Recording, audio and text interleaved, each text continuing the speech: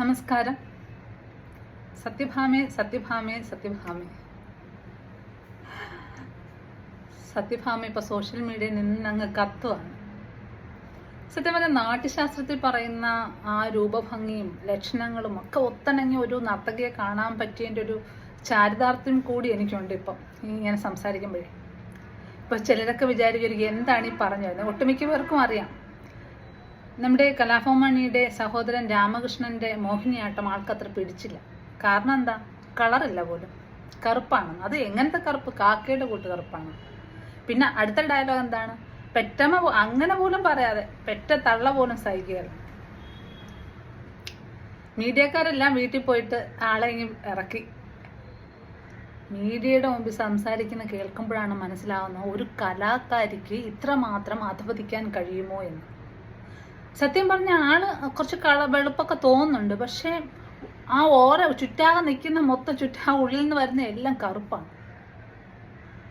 അപ്പോൾ ആ ചാനലിൽ വന്ന ഏതോ ഒരാൾ ചോദിക്കുന്നുണ്ട്, ഇപ്പം കേരളം മുഴുവൻ പറയുന്നത് അങ്ങേ കണ്ടാൽ പെറ്റതള്ള പോലും ഇപ്പം സഹിക്കില്ല എന്നാണ്. ഒരു ഡയലോഗുണ്ട്, എന്നെ ആരും കല്യാണം കഴിക്കണ്ട, അങ്ങനെയാണ്, നിങ്ങൾക്ക് അമ്മയില്ലേ, അങ്ങനെ എങ്ങനെയെന്നൊക്കെ ചോദിച്ചിട്ട് രാഷ്ട്രീയത്തോട് സംസാരിക്കുന്നുണ്ട്. അടുത്ത ഡയലോഗ് എന്താണെന്നറിയാമോ? ഞാൻ ഇതുവരെയും ഇങ്ങനത്തെ മീഡിയയിലൊന്നും വന്നിട്ടില്ല, എനിക്ക് അവാർഡ് കിട്ടിയിട്ടില്ല, തന്നിട്ടില്ല എന്നൊക്കെ പറഞ്ഞു. പക്ഷെ ഇപ്പം നല്ലൊരു വരവ് തന്നെ വന്നു, ഒന്നൊന്നര വരവ് തന്നെ വന്നു. ഇനിയിപ്പോൾ എല്ലാവരും ശ്രദ്ധിച്ചോളൂല്ലോ മീഡിയയുടെ മുമ്പിൽ. ഇനിയിപ്പോൾ ചർച്ചയായ കാര്യങ്ങളായി.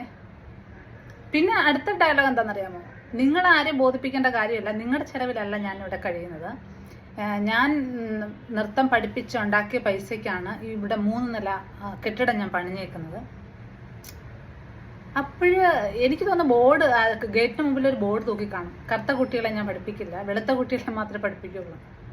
ശ്രീമതി മേതിൽ ദേവിക ഇതിനൊരു മറുപടി പറയുന്നുണ്ട്. എന്തുകൊണ്ടാണ് ഇങ്ങനെ ചിന്തിക്കാൻ പറ്റുന്നതെന്ന് പോലെ, ഇതൊക്കെ പണ്ടേ നമ്മൾ അവസാനിപ്പിച്ച കാര്യമാണ് ഈ കളറിന്റെ കാര്യമൊക്കെ. വീണ്ടും ഇത് പറയേണ്ട കാര്യം പോലെ അതിനെ കമന്റ്സ് പറയുന്ന പോലെ നാണക്കേടാണ്, ശരിയല്ലേ? ഞാൻ ഇതിനു മുമ്പ് ഒരു വീഡിയോയിൽ ഈ കളറിനെ പറ്റി പറഞ്ഞിരുന്നു. അതിൽ ഞാനിങ്ങനെ കാക്കയ്ക്കും തൻകുഞ്ഞ് പൊൻകുഞ്ഞ് എന്ന് പറയുന്നത് എന്തുകൊണ്ടാണ്, കാക്ക എന്താ അങ്ങനെ ഒരു മാറ്റി നിർത്തുന്നതെന്ന് ചോദിച്ചിരുന്നു. പക്ഷേ ഞാൻ അതിൽ പറയുന്നുണ്ട്, കാക്കയ്ക്കാണ് ഏറ്റവും കൂടുതൽ ക്വാളിറ്റി ഉള്ളത്. കാരണം ഫുഡോ എന്തെങ്കിലും നമ്മൾ ഇട്ട് കൊടുത്താൽ ബാക്കിയുള്ള പക്ഷികൾക്കൊന്നും ഇല്ലാത്ത ഒരു ഗുണമാണ് അത്. കരഞ്ഞു വിളിച്ച് ബാക്കി അതിൻ്റെ ഫ്രണ്ട്സിലേക്ക് ബാക്കി കാക്കകളെയും കൂടെ വിളിച്ചു വരുത്തിയിട്ടേ ഭക്ഷണം കഴിക്കുള്ളൂ. അതുപോലെ വേറെ ഏതോ ഒരു ചാനലിൽ നിന്ന് ഒരു ക്വസ്റ്റ്യൻ ചോദിച്ചു, നെൽസൺ മണ്ടേലയെ കുറിച്ച് എന്താണ് അഭിപ്രായമെന്ന്.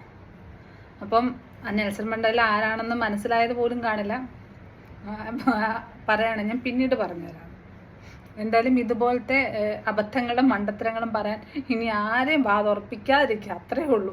ഈ ഒരൊറ്റ ഡയലോഗിൽ ഒറ്റ പ്രസ്താവനയിൽ ആള് തീരണം.